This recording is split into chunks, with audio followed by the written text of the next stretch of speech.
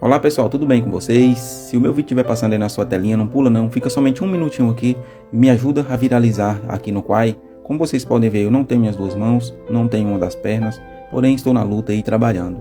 Fui vítima de um choque de alta tensão de 13.800 volts, que ocasionou na amputação das minhas mãos e da minha perna, que foram totalmente carbonizados. Eu me encontro numa luta para viralizar minha conta, viralizar os meus vídeos aqui no Quai.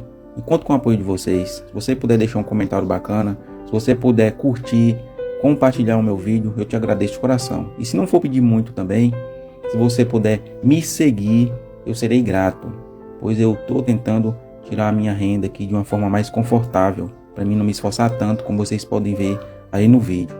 Então se você puder fazer essas ações aí no meu vídeo, eu te agradeço de coração. Desde já, Deus te abençoe grandemente por você ter ficado aqui comigo até esse um minutinho. Até o próximo vídeo.